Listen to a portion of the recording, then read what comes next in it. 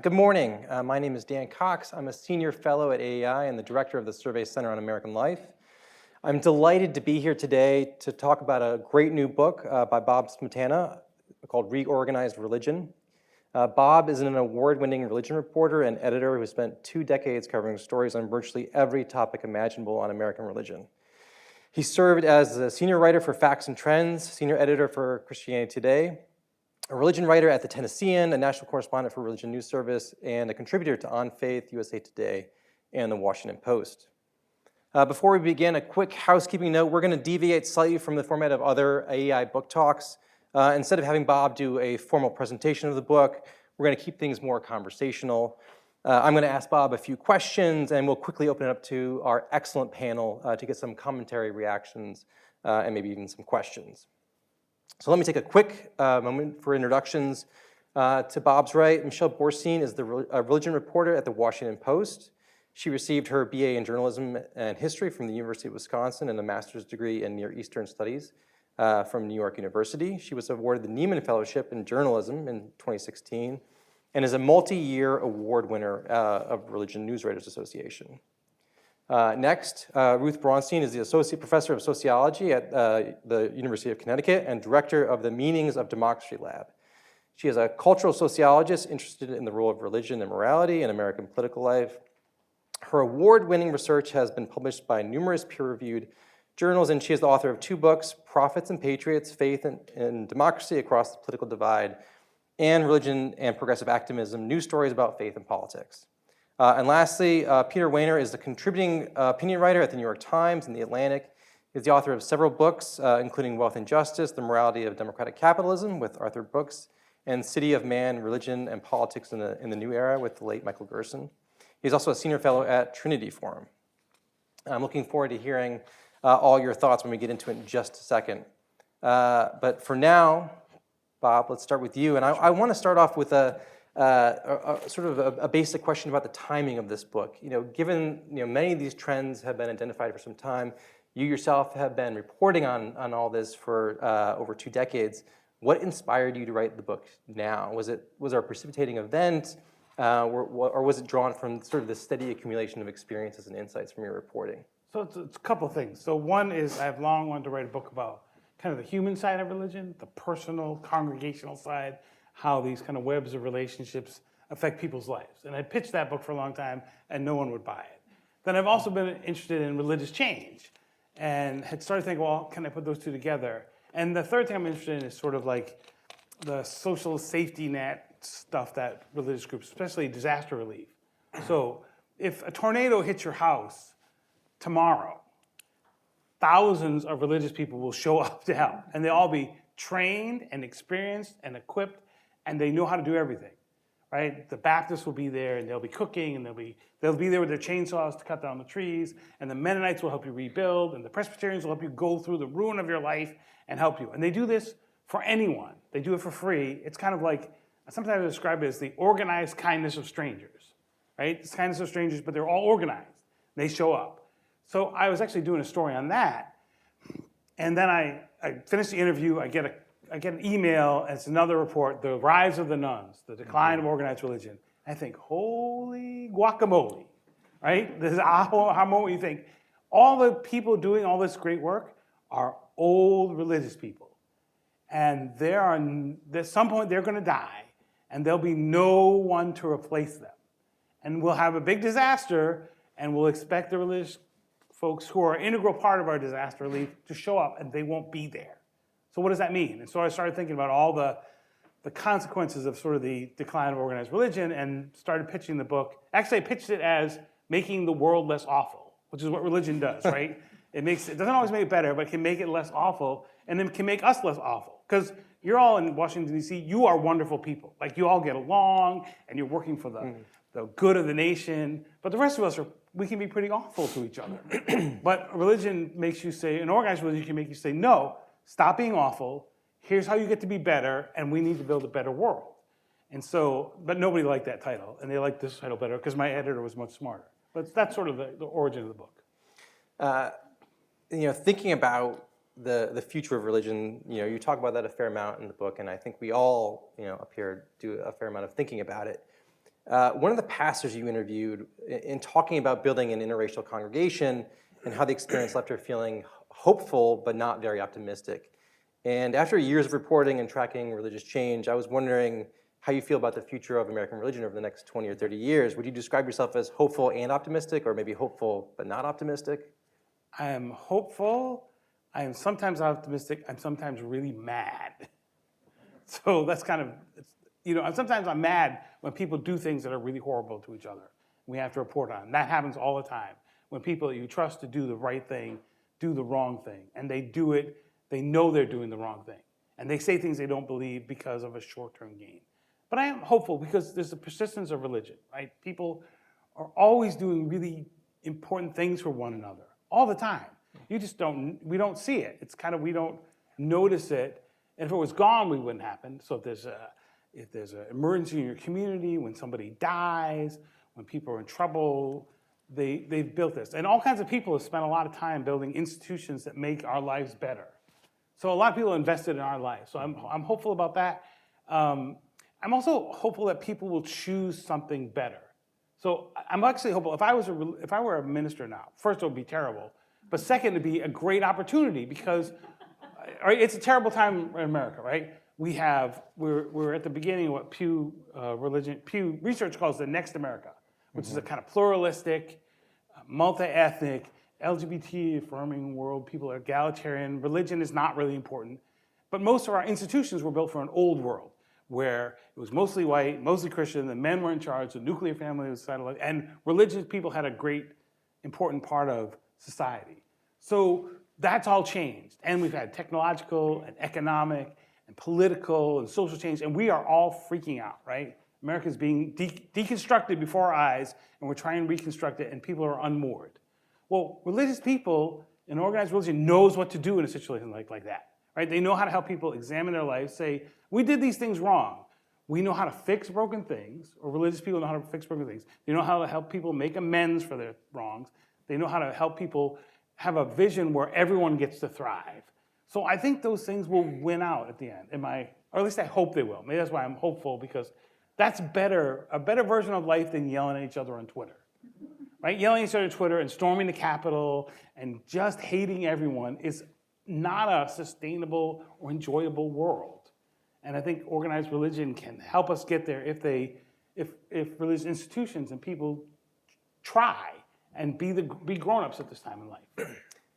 So you said mad, so I want to focus on that. So what makes you most mad about either the way religion is portrayed or the way religious people act? What is it about all this? The harm that people do when the people choose to be awful. I mean, we have abuse. I was telling Michelle, just reading one of her stories about the Baltimore diocese, hundreds of abuse cases. Southern Baptists are having this. They're just terrible to each other. There are arguments over, so we're in this polarized time because of the big sort, where people only want to be with people who look like them, think like them, vote like them, believe like they do. And that's affected religious groups. So you have people who want to tell you to hate the other side. Mm-hmm. And so you have religious leaders who just say, well, we just should hate. I heard this minister give the sermon where the entire first part of the sermon was how much he hated Democrats.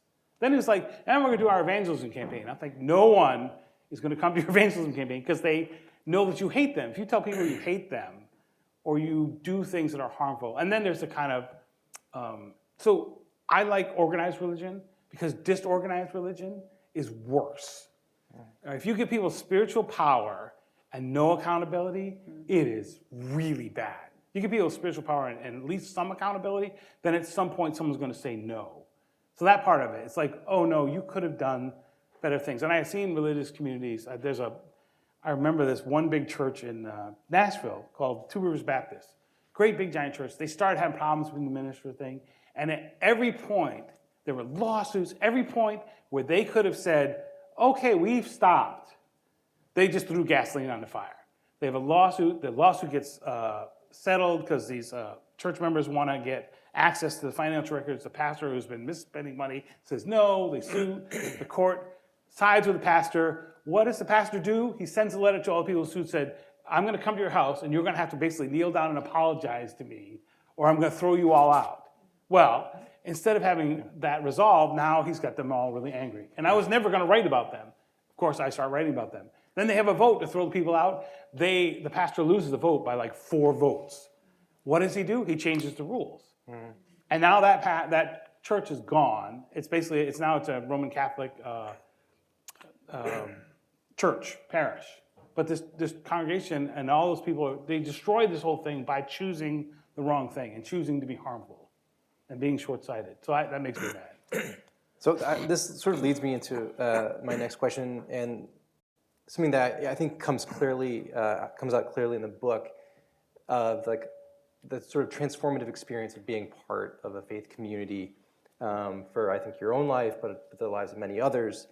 And if you look at the data, which is what I do all day, you know, the pro-social and societal benefits of religion are really hard to overstate.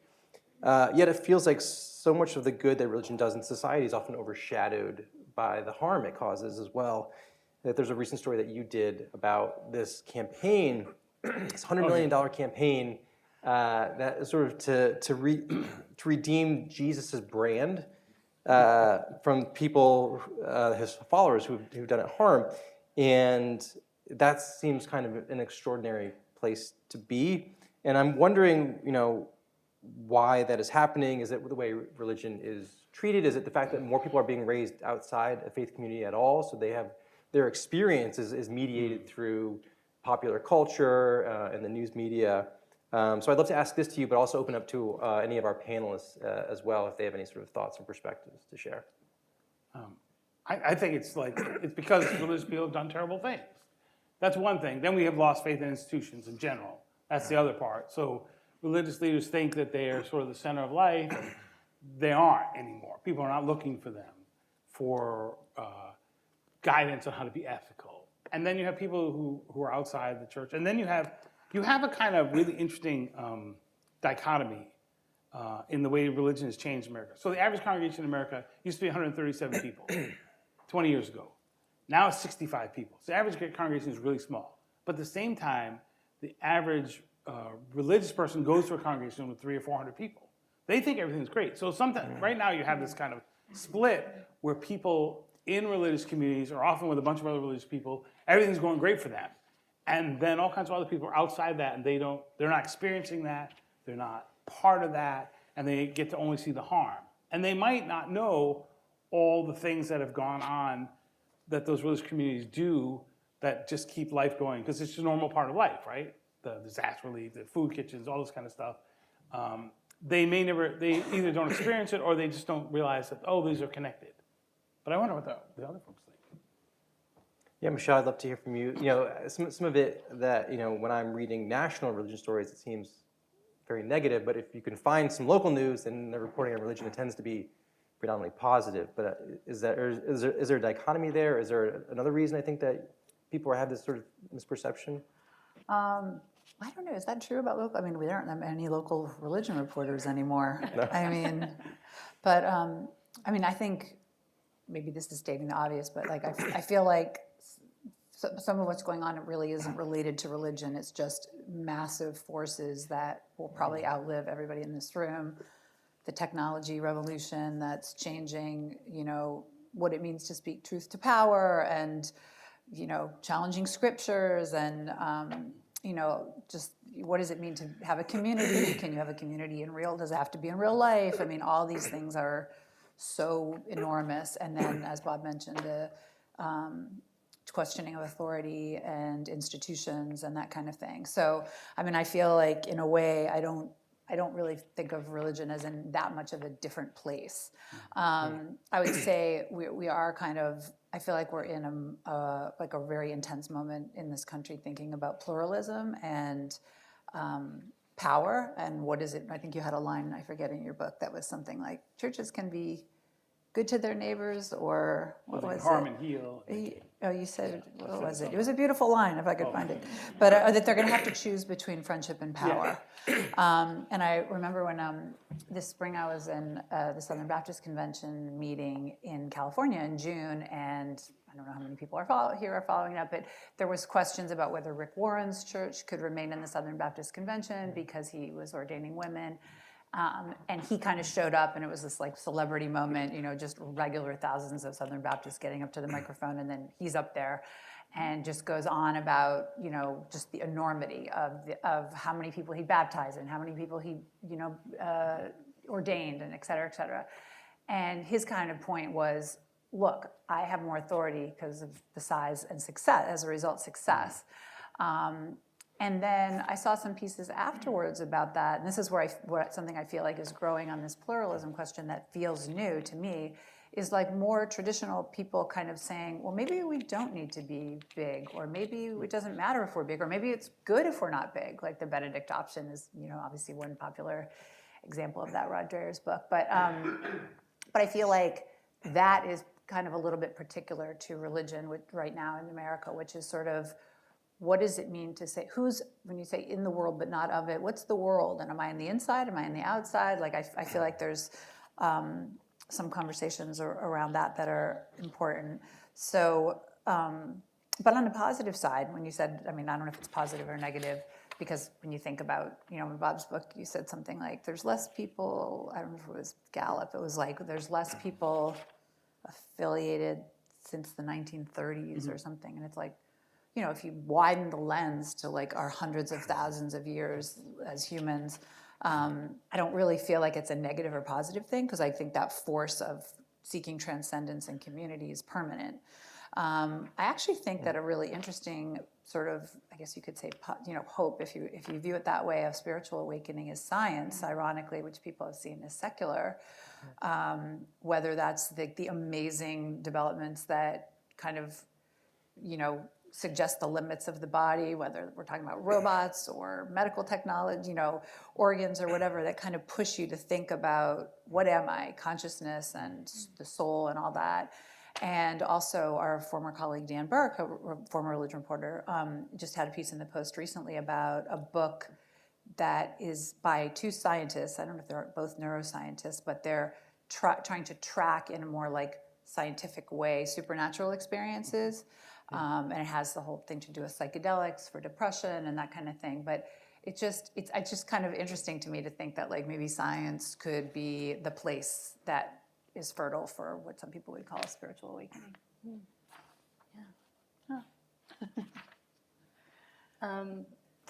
Yeah, I think that there's also a lot to be said for your point about where people are located socially and physically, and how they understand what religion is.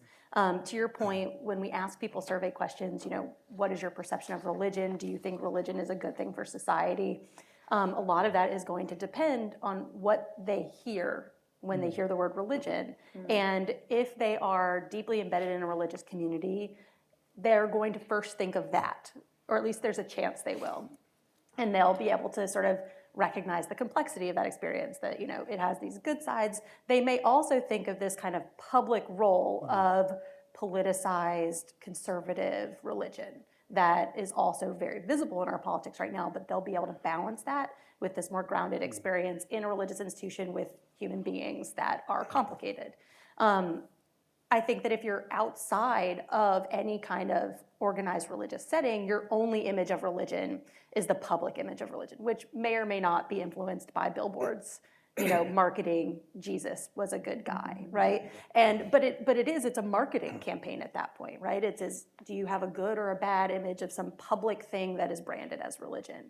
And I also think it matters where you're situated in the religious landscape. So we're talking a lot about Christianity when we talk about religion, but if you are not Christian, you might have a different kind of experience with, well, when they say what's the public image of religion, are they talking about Christianity, right? Or are they talking about my religious experiences, which are different and are part of a minority group and are, sort of have different amounts of power in society?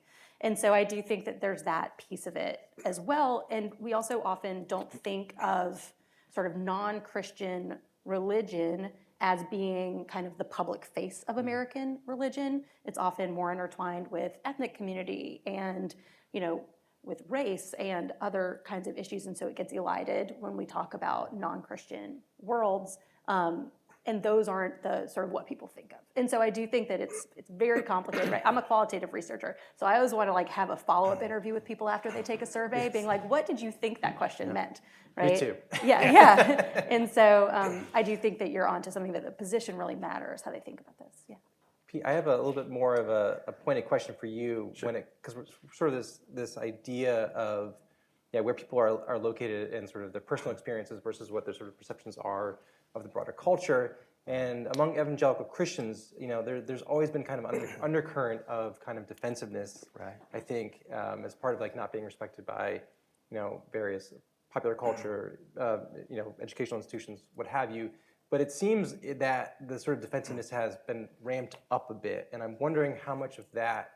I think it'd be very difficult to be, friendly if you feel like your religion, your faith is under attack, and how much of that is kind of in play with all of this? Yeah, I think it explains part of this phenomenon. I mean, if you go back over decades and decades, there was a perception among evangelical Christians, particularly white evangelical Christians, that they've been looked down upon from the elite culture. And I think there's some merit in that. It's a complicated story. I think it's been vastly overstated. I think that's the first thing I would say. A second thing is I think it's ahistorical. I mean, anybody familiar with the history of the Christian church, if they think this is persecution that we're facing, they just don't know what they're talking about. It'd be hard to identify a country and an era in the history of Christianity in which Christians have had it better than in America in the 2020s. It doesn't mean it's perfect, doesn't mean that there aren't challenges or individual cases, but the history of Christianity is often the history of being on the receiving end of persecution, and by the way, the church flourishing throughout persecution by how it conducted itself, by not hating those who hate them. So that's the second thing I would say. A third thing I would say as a person of the Christian faith, I think it's central to who I to who I am, even though I'm certainly an imperfect follower of Christ, is that the Christian church has brought a lot of this on itself. It's conducted itself in really horrible ways, in many ways. It's a complicated picture, and I appreciate Bob's book in part for that, because faith, Christian faith, other faiths can elevate the human sensibility and the human spirit, and it can pull it down. So we've always known that. But in this particular moment and setting in which we're in, since you asked me about the evangelical Christian movement, I mean, just think about this in the last couple of years. One of the largest Christian camps in America, Connecticut, has been waylaid by sexual abuse. The largest Protestant denomination in the United States, the Southern Baptist Convention, has been waylaid by abuse.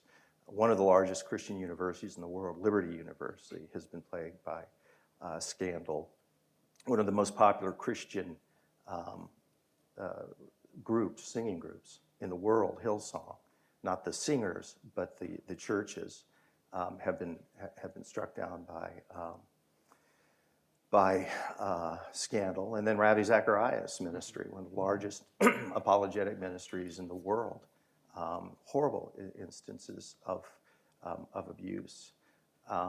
Something is really awry, and if Christians don't come to terms with that and examine what is going on, they're being reckless and they're being irresponsible. And if you're a person either of the faith or not of the faith, and you're seeing this drama play out, this horrible drama play out, of course you're going to say, what kind of moral freak show is this?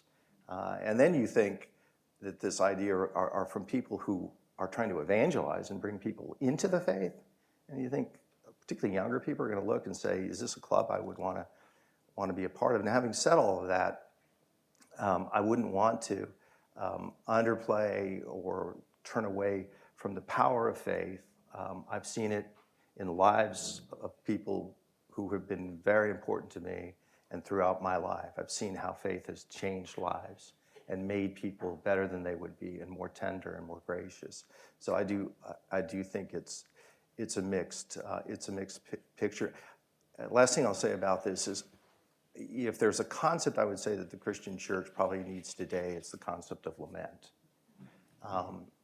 Because the Christian church today is not in a particularly good position to lecture anybody about morality. You better get your own house in order before you do that. And I think lament, I think, is probably a concept that in American Christianity is not natural. But I think this is a period of really self-reflection and contemplation and looking within, because I think what's happened is that in the main, right now, that Christianity, evangelical Christianity, has amplified some of the worst tendencies, not elevated them. And again, with all the qualifiers and caveats one would have to say, but I think if you took everything together, that's the reality. And people who are honest have to admit that and then think through, why has this happened and how do we correct it? Well, Pete, you actually answered one of my questions, but I also wanted to pose it to Ruth, Michelle, and Bob too. And I think you answered it. So if you didn't, feel free to weigh in too. But I wanted to get a sense of sort of the external versus internal pressures that churches and congregations are facing, and how much is the decline or the challenges facing churches is due to sort of internal problems with the sex abuse scandals, how churches are responding, leadership, the sort of politicization of some of that leadership, versus some of the external sources, right? So we were seeing the declining institutional trust across the board, decaying social capital, all of which I think present sort of more external challenges. Or is this even a helpful way to sort of think about what congregations are really wrestling with? The way I think about it is there's enormous external pressure, right? Birth rate is one of them. There's a great line I heard a sociologist say, why don't people go to church anymore? Because they're dead, right? I was like, oh, that's great. Old people go to church, in our culture, old people go to church, young people don't. And the old people are going to die off, and if the young people aren't there to replace them, it's going to decline. That's the whole Pew's kind of projections of the future of American religion are based on birth rates, right?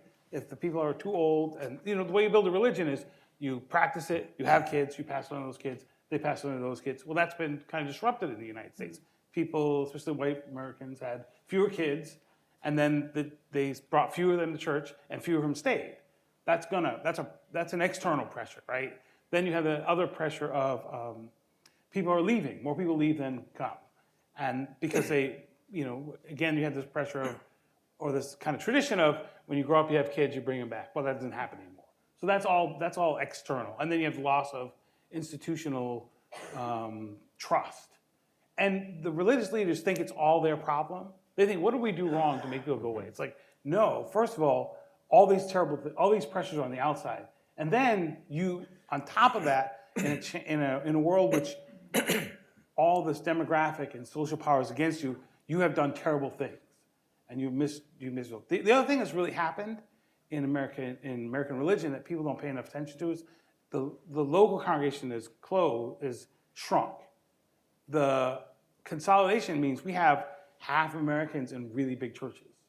So all the people are in these really big churches who are run by a few leaders who are human beings and are going to fail. And those congregations are really weak. We think usually in big mega church, you think 10,000 people think, oh, that's awesome. They go to church less, they volunteer less, they give less, they have very little tithe. The back door is as big as the front door. It's a rotating group. So we have weakened the kind of local closely tied together congregation. We have built, or religious people have built, really big institutions that are really weak, and have built them on really weak people. And so they are not up to the pressures that they're dealing with from the outside. And those people are going to crumble. And if one church crumbles, one minister crumbles, a church of 100 people, that's 100 people. If a church of 10,000 crumbles, that's hundreds of congregations. And everyone's going to hear about it. I feel like we're talking about obviously a lot of different things. I feel like what we said about the language thing is, again, everybody in this room knows, is so central, because the word, I mean, I found I started covering religion in 2006, and I originally would start interviews, like profile interviews, like, oh, well, tell me about your religious life, or tell me about your, and it quickly became clear that like that word wasn't working anymore for lots of people. So I mean, just the language thing is such a mess right now. I think it's hard for us to know for sure. But in your point about specifically, you're really interested in these institutions that help other people, and not to make anyone uncomfortable by comparing religion to journalism. But I feel like we have similar issues, which is it's very humbling. When I started out long ago, it was like, we're going to tell you what goes into the paper, and you're going to read it, and here's my 3-part series on composting or whatever I was writing about. And it was pretty clear, obviously we're not in that situation anymore. So it's a very humbling time for anybody who's trying to, do public work. And I think that aspect, one of the things that I think you, in your series, I think you tried to answer, like, one of the meta questions, which is people say, if these institutions fall apart, what's going to happen? How many people are served by religious nonprofits? How many people are served by non-religious nonprofits? And I don't know that it was possible to answer. So I do think there's that background question of like, are people doing the work? They're just not religious. And that's kind of in a corner. I just mean, it doesn't mean that the work isn't being done if secular people aren't responding to disasters, et cetera. But I think there's like just this when you said, is it a good way to think about it, external or internal pressures? I don't know that it's not my business, but I don't know that I would think about it only that way, because does it make you feel better to know that like it's external and there's nothing I can do about it? I mean, so again, I mean, just being a religion journalist, I see those comparisons, which is like, if you want to we're all in this muck together. It's not like some people are up here and some people are over here. We're all trying to figure out all these shifting things. So I don't see it as like a negative time. I just have no idea where it's going. I think people who are humble and, not going into it trying to change other people probably have a leg up today. I don't know. I really need to put things into buckets as a survey researcher. It's really helpful. Ruth, did you have anything you wanted to? Yeah, I mean, I do think it's a helpful thing to remember that religion as a field and as a concept is sort of distinctive, but religious institutions are just institutions, right? Religious organizations are organizations. Religious people are people. And so the things that are happening within the field of religion are part of these broader trends. And those broader trends, in the United States at least, means that people, there's a lot of competition for people's eyeballs and for people's time. People are less interested in being sort of put in a box in terms of their identity, even as we are sort of being sorted into these super identities, right? But people like to imagine that they're really forming their own kind of identity outside of what their kind of ascribed features are, right? So people are, maybe don't want to be put in a partisan box. People don't want to be put in a racial box or in a gender box or a sexuality box, right? Similarly, people don't want to be pinned down as like, I am this kind of religious person, right? And so there's this desire that goes beyond religion, I think, to not be sort of a certain kind of person that you were expected to be. And so I think that the fact that that shows up in the religious realm is not surprising. I also do think that the external and internal factors you describe are iterative.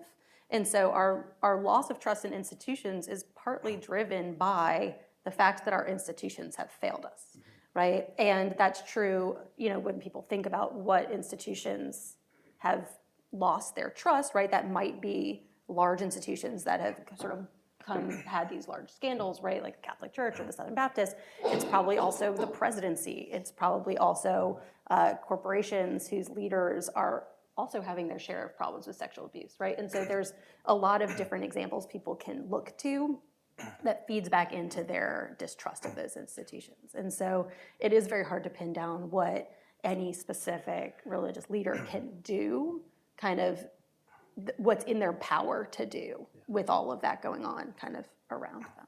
Yeah. How much of that is new too, right? This idea sort of like the deinstitutionalization of religion. I think it was the book's Habits of the Heart, right? With it, when the famous interview with the woman Sheila, who practiced Sheilaism, and that was like 50 years ago. So is this sort of like a reemergence of that sort of same idea of like, I'm going to do my own thing that works for me? Or has this always been kind of there? I mean, people love to sort of blame, it used to be millennials and now Gen Zers on like sort of their new habits and ways of approaching institutions, but has this always been around? Probably. It's a little different now. Yes, it has always been around. And I think some people have embraced it and gone, this is great. Organized religion, terrible. So I feel like I'm the one, like a religion reporter. It's like, institutions are really important. And it's not like they're irreplaceable. Like, it's not like secular people don't care about charities. There are secular charities. But religious organizations organize in a particular way. They know how to gather people together, kind of build relationships, tell them you should go make the world a better place and be better people, and send them out to do this. It's the organized part. And if it disappears and we don't put, so we just moved to a small town. We lived in Nashville for a long time.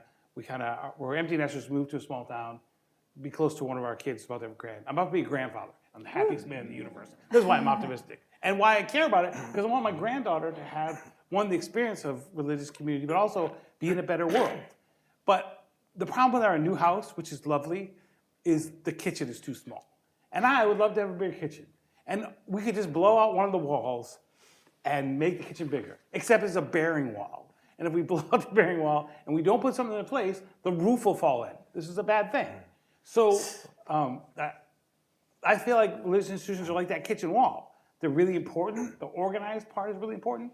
If they disappear and we put something in their place, great, then we can keep going. If they disappear and we didn't think about putting something in their place and we just expect, because it's all intentional. These institutions were built by people who intentionally said, I have this religious idea. I'm going to build something that will help everyone thrive. Not just me, but our community thrive. And if one implodes and we don't think carefully. So when you asked me why I wrote the book, this is the other reason. Like, no one is paying attention. They think, oh, you have religious leaders going, well, if we're smaller, if the institution blows up, it'll be, well, if the world burns down, if people just want to burn everything down, a world in which everything is burned down is not better. And you didn't build anything else. If you knock it down and you build something, awesome. But if you just knock it down and say, and the leaders keep throwing gas on the fire and making everything terrible, we're not going to be in a better spot. And I'm a reporter. I can't tell you how to do this. But I'm also a human being living in America, and the way I look at my relationship with religious groups is I'm your neighbor. And if my neighbor is doing good things, we're all doing great. If my neighbor is doing terrible things, then we all suffer. And I would rather live in a world where our neighbors are making things better than a world where they're not. And if we just don't pay attention to this and be intentional about building things, then we'll be in trouble. That's my sermon for the day. Ruth, did you want to add anything or no? That's Sorry, great. I ranted. You're here to rant. Okay. So I want to talk about another thing that was really striking in the book and coming out of the pandemic, how a lot of institutions are kind of rethinking their orientation and processes and practices. I think one of the things that really distinguishes Americans or an American culture from other people in other parts of the world is this sort of willingness and interest in innovating and experimentation. And there are several examples in the book where you talk about congregations that are trying new approaches to worship, coming together, doing stuff online, which is, a lot of churches and religious institutions sort of dabbled in, and some more successfully than others due to the pandemic. And do you think religious leaders are becoming more comfortable doing that kind of experimentation? Is it something that's always been around, or we're just sort of seeing it more? And how essential is it that we see some kind of innovations happen in organized religion? Well, it's excuse me, get choked up on this topic. Whether pastors and churches want to change and innovate is almost beside the point. They're going to have to do it. I mean, there are huge shifts that are happening for all sorts of reasons, and I get the feeling in my conversations with pastors and theologians, and I have a lot of them, as they're trying to get their footing. And I think there's no question that the pandemic accelerated that process. Everybody could tell stories, whether from reporting or personal, about churches were often empty because of masking and COVID, and then a lot of people are not coming back. Some people are still staying at home, and they're tuning in through via the internet, or that they're just sort of church hopping, because you can go online to churches all over, and the sense of community that churches often bring is being lost. So I think that that there has to be some kind of changes and adjustments to this. But it's not just, I would say, technological. It's also what I think Bob was describing earlier. I mean, it is as if we're going into, in so many important ways, a different world. And a lot of churches who hold traditional beliefs feel like that world is being lost. It's lost power. It's catalyzing fear. These people have authentic beliefs. They believe that this new world in many ways is a threat to them and their family and their deepest beliefs. But fear, in turn, catalyzes often a lot of negative emotions, including anger and hate and a feeling of desperation, which I also think that we're seeing. And I know it from conversations that I have with friends of mine who feel like, this is the Flight 93 moment. So my intuition is that there are a lot of deep changes that are happening in all aspects of life, all domains of life, politics, faith, and others. And anytime you have those kind of moments, it takes some period of time to try and get your orientation. It creates a sort of vertigo. You're leaving something you knew, you don't quite know what's coming, and you're trying to adjust in real time without fully knowing where those trends are going. I want to say one thing. Maybe this is in the spirit of Bob's book, because it was anecdotally beautifully the way you combine both research and stories. I think it makes this a really impressive book. There's just two anecdotes, because I want to say something about pastors I know, because I have a lot of friends who are pastors, and even in the critique which I offered up earlier, which may sound harsh to people, particularly of the Christian faith. In my experience, a lot of pastors I've known not only would share that view, but they feel it more deeply. And so the anecdote is that I live in McLean, Virginia, and I was having coffee with a friend of mine who's a pastor. He was talking about the divisions and fractures within his own congregation. He was thinking about whether he needed to leave the church or not. It was creating so much turmoil for him and for his family. And I've had a number of these conversations. It was sort of an emotional conversation too, because he was being vulnerable about his inner world. And it struck me that at the coffee shop that I was at, it was about 200 yards away from a restaurant where I had met another pastor for lunch. And that pastor, when we were talking about what was happening to the Christian faith and the evangelical movement in America, had tears in his eyes. He welled up because he was talking about both specific to him, what was happening in his church, and more broadly, this was a person who has a good heart and had given his life to this movement, and he was seeing what was unfolding. This is a person who loved Jesus, and his heart had been captivated by Christ. He felt like these people who are saying and presenting themselves as the representatives of Christ are disfiguring his name and distorting what he was about, and that created for him tremendous sadness and upset. So I really feel for a lot of ministers the divisions in this country, which we're all aware of, has located itself within the church. And as I said earlier, I think one of the problems is for a lot of churches and Christians, they're taking that and then they're amplifying it. That is, they're taking these very strong passions in politics, and then they're sanctifying it and saying, this has been now elevated to the children of lightness versus the children of children of light versus children of darkness, and this is God on one side and evil or Satan on the other. And when you take those kind of human passions and then you put over the canopy of faith in that way, you ratchet things up, not down, and that creates divisions and hating your neighbor rather than loving them.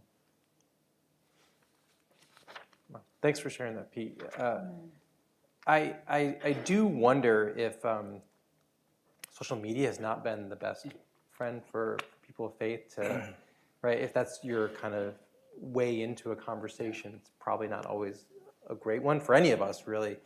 But when I am online, I have plenty of friends and followers who are secular, plenty of friends and followers who are religious, and on the secular side, I'm not infrequently served up, oh, look at this person, he's a Christ follower, and look at the terrible, terrible stuff that this person is tweeting. And if you are outside a faith community, if you were not raised in a religious tradition, and that's what you have to go on in terms of, oh, this is a representative of this particular religious group or community.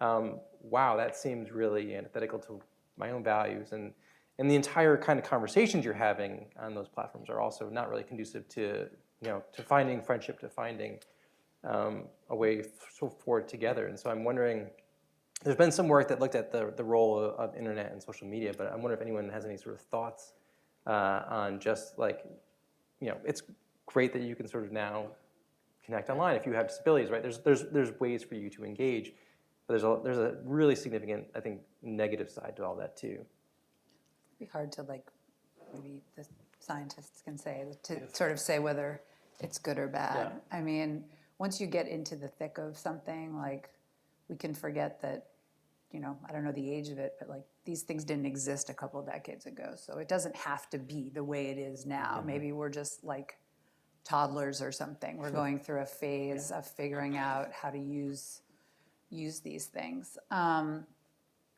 But I feel like there is a real, there's an aspect, social, again, the professionals can say this, talk about this better than I can, but this is that social aspect that is, whether we like it or not, so important. I mean, one of the things that I had to, I think, to be a grown-up religion reporter is to not romanticize what it is. I mean, that it's not just a good or just a anything.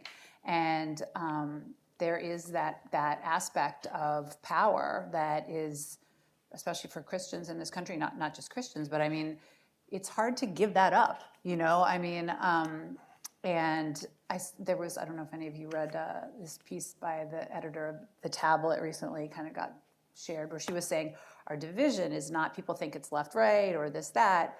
It's really, and I forget the term she used, but it was institutional people and non-institutional people. People who think brokenness people and status quoists, I think is what it was. That is the defining thing. And she also, The Tablet is a Jewish publication, and she talked about how that Jews in her mind, and I think there's probably a lot of evidence to this, were able to stay as a community in this country, not because of some beautiful pluralism and acceptance, but because of basically isolation in a sense. I mean, that is a powerful force. And I think our struggle to be pluralistic, we don't really have the institutions to back that up. And one of them, I think, is lack of education about religion, which I fear will never happen in my lifetime because no one will ever allow it to be taught in a, kind of secular way. But we don't have shared language and facts. We're really just absolutely feeling around in the dark for what we're talking about without the education. And I feel like culture is so powerful that maybe popular culture will help us talk more sophisticatedly about religion and faith and searching for meaning and those kind of things, because I just don't think that the institutional religion is up to the task right now. So I sort of told myself ahead of time I wouldn't comment too much, but I do want to just sort of say, Michelle, I think you've made some really important points on pluralism. And I've done a lot of work on sort of increasing religious diversity and that sort of impact on overall levels of religiosity, and they happen to be negatively correlated. So whatever kind of geographic unit you're looking at. So at the state level, the most religiously diverse states are also the least religious. So like Mississippi, which is about half Baptist, is sort of most on sort of traditional levels of religiosity. And you see that, among families too, that parents who are interfaith are much more likely not to pass on either faith to the next generation.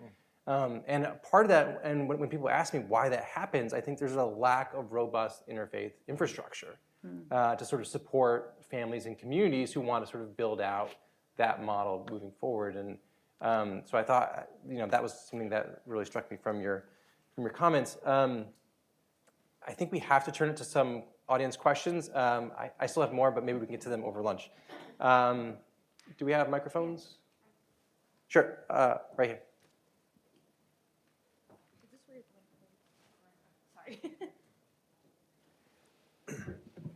Hi, thank you for this fascinating discussion. My name is Nicole Penn, and I'm a senior program manager here.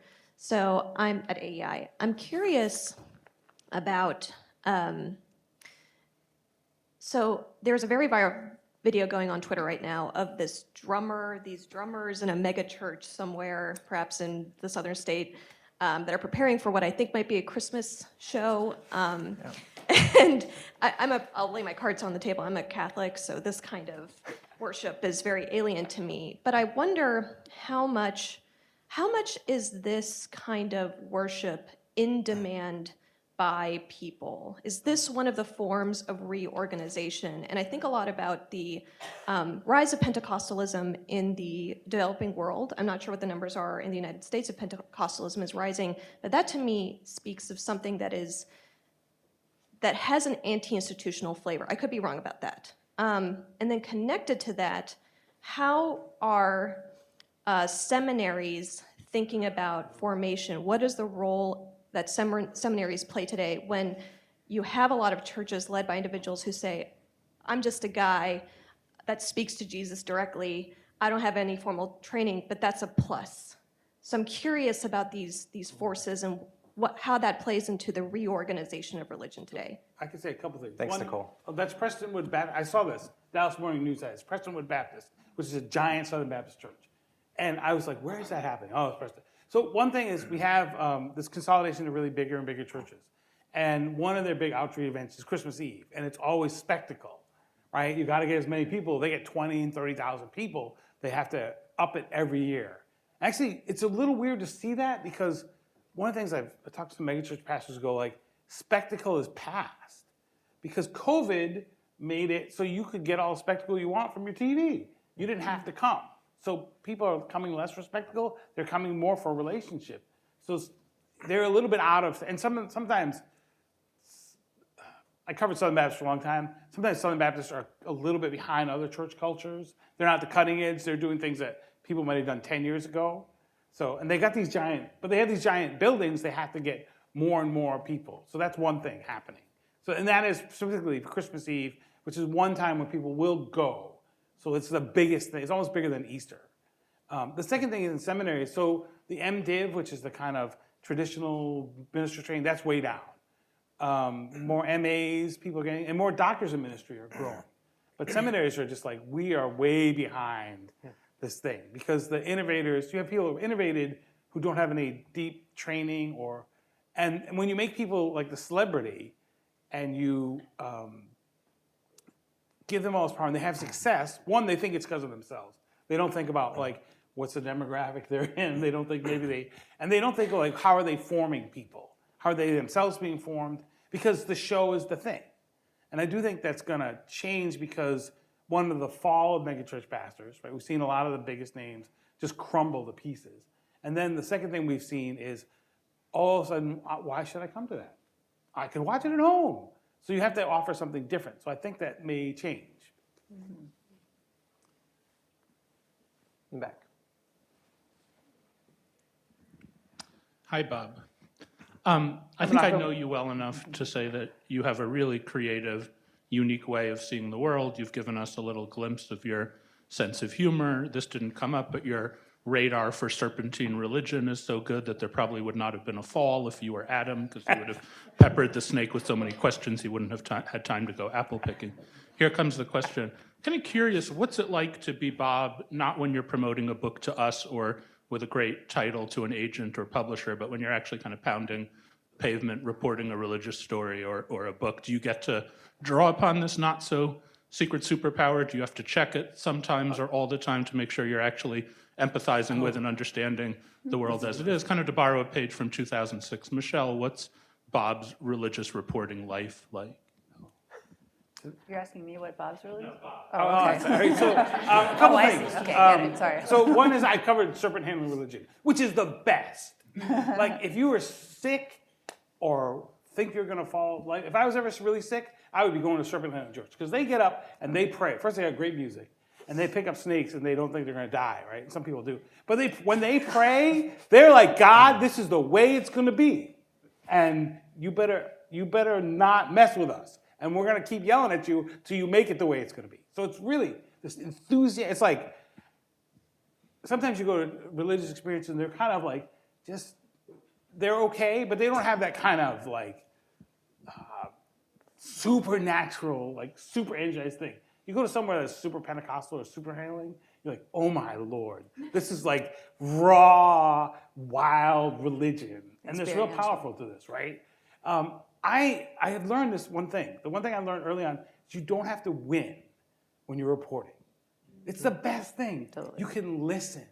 You want to tell me, because like everyone's religion. I covered like this great group that was end times cat rescuers. And the name of the story is Apocalypse Meow.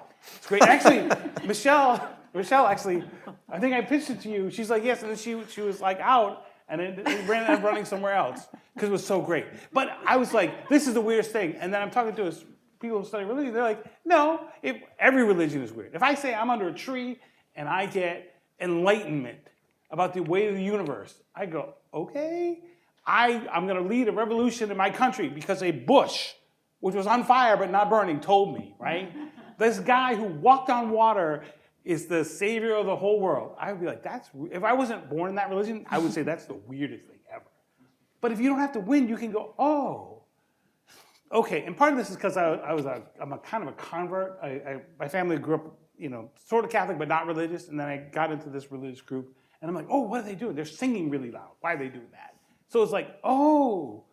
And then the more people you meet, the more you think, this is why I think interfaith stuff is really interesting. One thing in the Pew, as a transition here, one thing in the Pew future projections of American religion is that non-Christian faiths are going to grow, which I think is, and we also know that people of color, churches of color are going to grow as well. There'll be a large part. This is awesome because you're going to get to see what I love about this is I get to see the way different people see the world and how they explain it and how they make meaning and how they find community. And I could see I could see that guy flying in the air. I want to talk to the guy who's the flying drummer.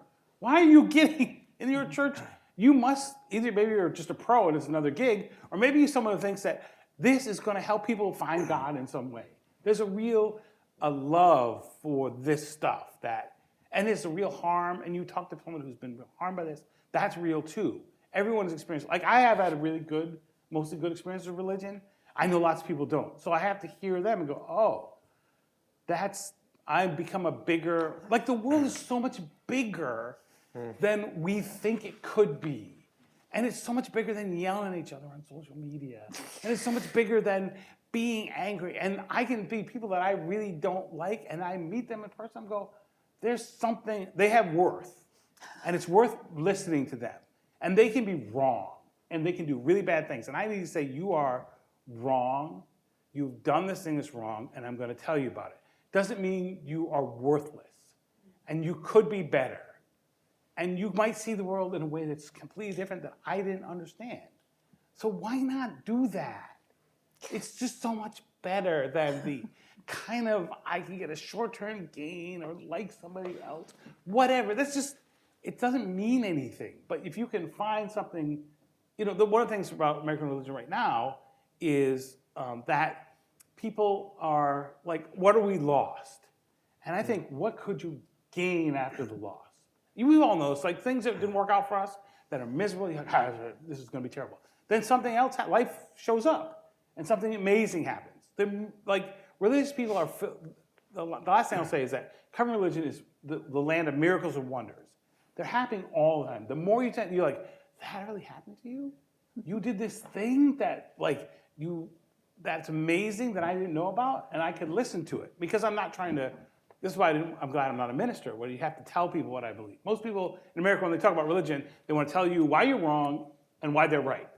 And if you get rid of that, you're like, the world opens up to you. I wonder what, do I do okay? Don't ever change. I love this stuff so much.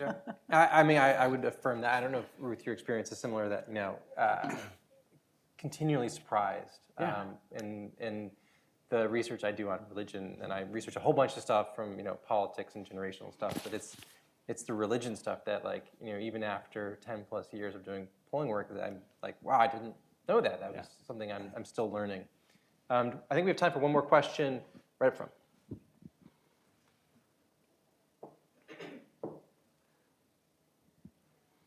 Hi, my name is Jess. I also work here. It seems like since 2016, a lot of people have been thinking about the evangelical church and trying to make sense of how, on the whole, it seems like a lot of people within the evangelical church conflated their denomination with politics, with pastors endorsing Trump from the pulpit and different things like this.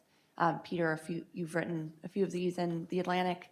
I have two questions. One, is this phenomenon new, this conflation of a political party with a denomination? And then two, if it's not new, what about this in particular is unique to our times? Yeah, it's a great question. I'll go first and try and answer it. The first is it a new phenomenon? I'd say no, at least broadly speaking, because the history of Christianity is often the history of faith and religious institutions conflating with power. Usually it doesn't end well, quite honestly. Worse for the church than for the state. But you think about John Locke, right? What did he came out of? He came out of the religious wars, centuries of religious wars that had caused divisions. Now that's a complicated story about the religious wars, but the idea that faith was a propellant of political divisions is part of Christian history. And the one inflection point was really with Constantine, and when the church went from being in a position of both lack of power, politically speaking, and enormous cultural power. You say, God, how in the world did this movement that started with a few dozen people within 200 years sweep so much of the world? And it wasn't through political power. It was through the conduct of their lives as being repositories of grace and reconciliation and care. What makes this moment not unique, what's rare about this moment, I mean, some of it we talked about, like social media, because I think it's amplified everything religious and non-religious. I think there's a way in which what's happening now is more undisguised than it has been in the past. And quite honestly, I also think this moment was revelatory because of the nature of Donald Trump. That is, that there was no stopping point. If you had speculated before, how far would a political party or a religious movement go before they would finally say stop? It was largely a speculative question. It wasn't with Donald Trump. This was a person without barriers and blasted through all of them. And if you look at a movement that stayed with him at every step along the way and never found a stopping point, that revealed something.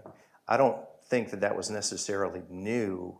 I think Trump took those tendencies and made them worse. But I think it was kind of a CAT scan too, and I think it was an important CAT scan. And again, I think Christians have to recognize that. One last thing I want to say, and I'll say it briefly, but I think it is important. One of my very close friends is Yuval Levin, who of course works here at AEI. And Yuval is wise on everything, including the Christian faith, though he himself is Jewish. And in conversations I've had with Yuval, he's made this point, which I think is a powerful one, which is, he says as an outsider of the Christian faith, that this is a tremendous moment for Christianity if it understood this moment in the right way. Not, these are my words, not his, not as instruments of culture war, but as instruments of culture care.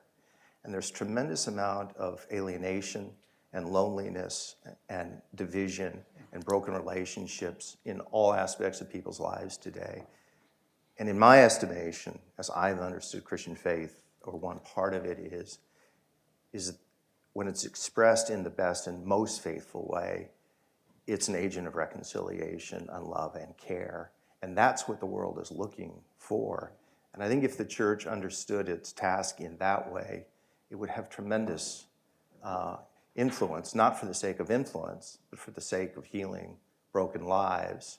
But out of that would come a lot. There's a lovely line in the prelude that Wordsworth says, "What we have loved, others will love, and we will teach them how."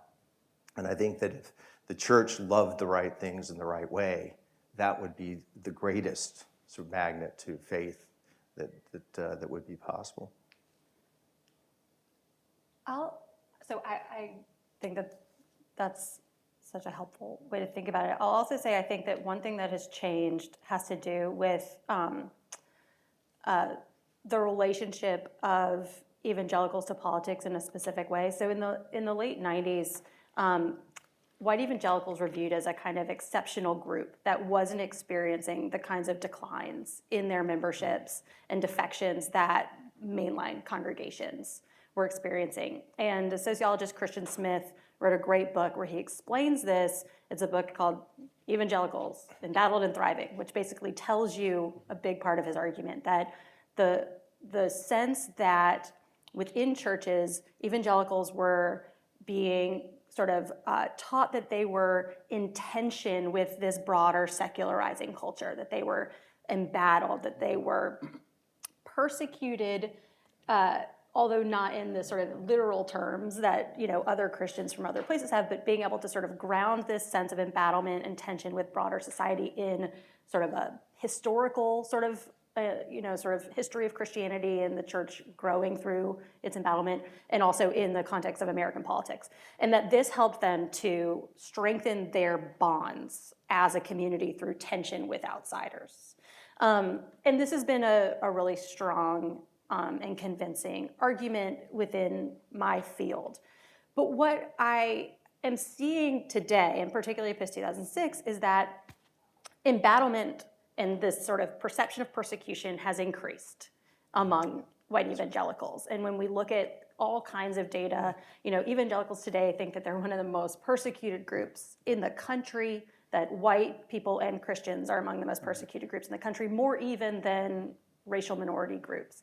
And this is sort of corresponded to an increase in their political power, right? And objective measures that would say that they're not exactly persecuted, literally, right? And so you would think that with an increase in embattlement, you would have more strength.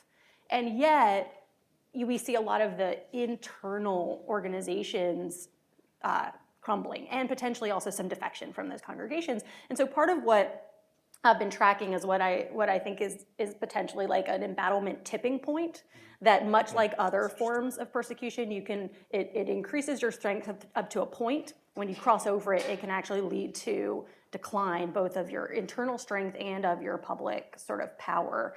And one of the things that I think has happened is that when congregations were, sort of cultivating this sense of embattlement in previous decades, that was being led by people within the faith. People who were able to carefully calibrate that rhetoric in order to maximize the strength of their community, while also helping people to see themselves as part of a bigger society. Today, when we look at the main agents of embattlement, it's media figures, people like Tucker Carlson, right? Fox News has really cultivated this war on Christmas narrative and sort of narratives that sort of say Christians, you're being persecuted and singled out. And people like Donald Trump, who used that rhetoric really to his advantage and sort of said, I will fight for you because you are being persecuted. And when you start outsourcing sort of your embattlement, those actors have no stake in the strength of evangelical communities on the ground, and I think are willing to push it to its limits if that mobilizes that people as voters, if it mobilizes people as viewers, and with no regard for what that does to people's mentality on the ground, where suddenly people become enemies rather than neighbors, right? And that really, I think, is hard to undo at this point. So. Michelle, Bob, any last words? I would say one thing. This is, I used to be, when I was editor of Religion News Service, I tried to make this point a lot to my politics people. So we spend a lot of time thinking about white evangelicals and Trump. We don't spend enough time about white Christians in general, because the two political parties or religious groups are split among those two parties. For the majority of white Catholics, white mainliners, and white evangelicals vote Republican, and they voted for Trump. The majority of everybody else, people, Christians of color, Jews, Muslims, unaffiliated groups, voted the other way. And actually, you can make an argument evangelicals to make Trump president, because places where he got the president the first time, Wisconsin, Pennsylvania, those places they're not the Bible Belt, right? They made him the nominee, but they had to get white Catholics and white mainline. So white Christians in America are at odds with everyone else. And so they're going to have, these two groups of people, some of them hold the same beliefs, some of them don't, are going to have to figure out how to live together. But it's a bigger thing, and they both now hate each other. So how do you get your way out of that? But I think the white evangelicals have their own thing, but it's more the white Christianity, which used to be in charge and could choose, is going to have to figure out how to live with it. And there's really two choiys. If I got a minute, do I have a minute? Yeah. Okay. My favorite. We're already over. Okay. So we're already over. So early on, there's a defining moment in my religion reporting early on where I covered a mosque burning and the disaster relief in the same day. Right? It's February of 2008. I just moved to Nashville. We have a presidential primary and tornado hits, right? And so I go to the small town of Lafayette, Tennessee, which has been leveled. And all these religious people are running all over the place. The Baptists and the Methodists and the Church of Christ. And if you know anything about Acapella Church of Christ, they're kind of separatists. They opened their building. They got all the supplies there. They're bringing it to everyone in the community. Everyone's working together. And I covered that community for months, this rebuilding, all this religious people doing this stuff. So I leave that. I write a story of like, religion is great. People are in trouble. All these religious people run to help them. Then I file my story. I'm driving home. I get a call from the night editor, Jerry Manley. You have to go to Columbia, Tennessee. Someone burned down the mosque. Like, what? And the first time I went to a mosque in Nashville was one that had been burned down. It's just out in Nashville. So I drive down, and I go, and there's the mosque, and it's still smoldering, and it's got white power, we rule the world, Nazi symbolism, and I go, oh my gosh, right? And so I write about this, and there were skinheads who did this, and they were not very smart skinheads because they filled up the gas tanks at the gas station like 2 blocks from the mosque. So they got caught on camera. But then Nashville became home to this really went from skinheads to this anti-Muslim, really anti-Sharia stuff. Muslims are out to get us. That became like mainstream in Nashville. Before it became mainstream everywhere else, in Nashville, they were like, Muslims aren't religious, they have no religious rights, they're gonna destroy us, the whole 9 yards. And what I took away from that is like, this is the choice. People, like white Christians, because they used to be in charge, have this choice. But we all have this choice. Who do we want to be? We want to be the people when our neighbors are in trouble, we run and we figure out how to help. Or do we want to be able to say that we're going to be our own people and we're going to decide who's not one of us and we're going to destroy them? And that's the two ways, the power that religion has right now in American culture. And when I look at the future of America, I go, I really hope we're the first, but I worry we're going to be the second. And that's the choice we have. And when I say people hold the fate of America and American religion in their hands, it's really the truth. We have to choose who we want to be and how do we live together, or we can not. And I hope it's the former. That's, I think, a great way to end it.